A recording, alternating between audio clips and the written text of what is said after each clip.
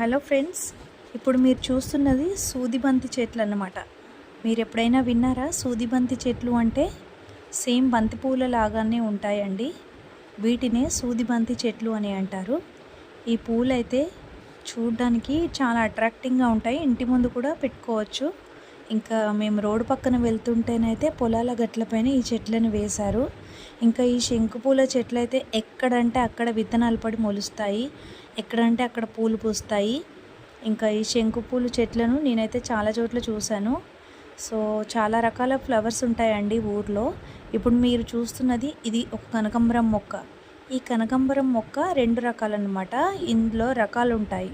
Red colour, yellow colour కనకాంబరం ఉంటుంది. ఇది ఒకటి లోకల్ అనమాట. ఇది కొంచెం తొందరగా వాడిపోతుంది.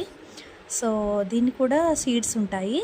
ఈ సీడ్స్ దీనికి వాటర్ తగిలిన వెంటనే ఈ సీడ్స్ అనేవి వేరే దగ్గర పడి అక్కడ కూడా మొలకలు మొలవడం అనేది జరుగుతుంది. మరి సో కనకాంబరాల మొక్కలు అయితే ఈ విత్తులు పడిన ప్లేస్లో అయితే ఇక్కడ మళ్ళీ చిన్న చిన్న మొలకలు అయితే వచ్చాయి.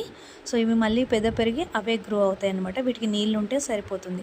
ఇప్పుడు నేను మీకు చూపిస్తున్నది గుమ్మడికాయ అన్నమాట. ఇది పిందె వచ్చింది. దీన్ని మళ్ళీ నెక్స్ట్ ఖాతాకి సేవ్ మనకి దీపావళికి, దసరాకి గుమ్మడికాయను దిష్టి తీసి ఇంటి ముందు కొడతారు కదా.